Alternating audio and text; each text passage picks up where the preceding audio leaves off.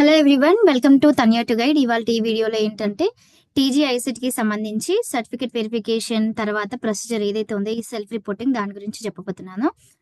So before starting నా rank and నాకు వచ్చిన స్కోర్ మీతో షేర్ చేసుకుంటాను. సో నా ర్యాంక్ వచ్చేసరికి టీజీ మన ఐసెట్ ర్యాంక్ 2197, మార్క్స్ వచ్చేసరికి 95 మార్క్స్ అయితే వచ్చాయి. నేను ఆప్ట్ చేసుకున్న కోర్సు ఎంసీఏకి ఆప్ట్ చేసుకున్నాను.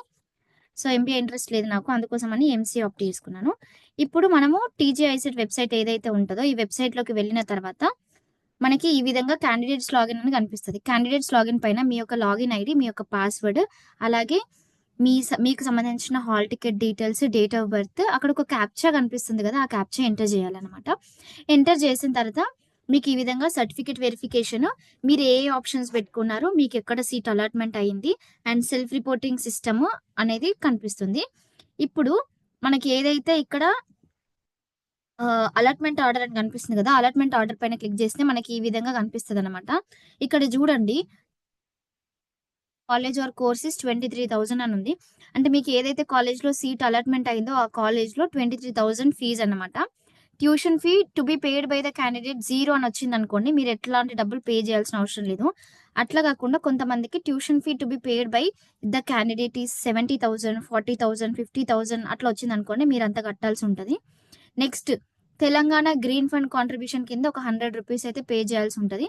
అది మీరు కట్టే అమౌంట్ తోటే యాడ్ అయిపోతుంది అనమాట. For suppose tuition fee to be paid by the candidate దగ్గర మీకు ఒక 40,000 అని వచ్చింది అనుకోండి, ఆ 40,000కి ఈ కింద 100 రూపీస్ కూడా యాడ్ అయిపోయి 40,000 ప్లస్ 100, 40,100 యాడ్ అయిపోయి మీరు పే చేయాల్సి అయితే ఉంటుంది.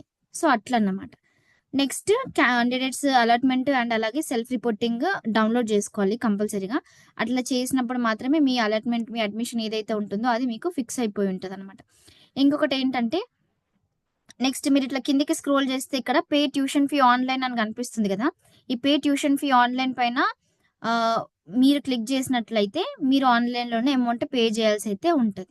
సో నెక్స్ట్, ఇది ఆన్లైన్లో టూ వేస్లలో పే చేయొచ్చు. One is T wallet and the other one is online banking system like credit card or debit card అట్లా పే చేయాలి. సో అట్లా పే చేస్తే మీ కార్డు కానీ ఏవైతే ఉంటాయో ఆ డీటెయిల్స్ ఎంటర్ చేస్తే మీకు ఒక ఓటీపీ వస్తుంది. ఆ తర్వాత మీరు వ్యూ పేమెంట్, వెరిఫై పేమెంట్ని చెక్ చేసుకోండి. సో అట్లా చెక్ చేసుకోవాలి అనుకుంటే ఈ వెబ్సైట్ ఏదైతే ఉందో అక్కడ మీకు ఇక్కడ సెల్ఫ్ రిపోర్టింగ్ అని కనిపిస్తుంది కదా, ఆ సెల్ఫ్ రిపోర్టింగ్ పైన క్లిక్ చేస్తే మీకు వన్స్ పేమెంట్ సక్సెస్ అయింది అంటే మీ అడ్మిషన్ నెంబర్ ఏంటి ఆ కాలేజ్లో అనేది కూడా ఇక్కడ డిస్ప్లే అవుతుంది అనమాట.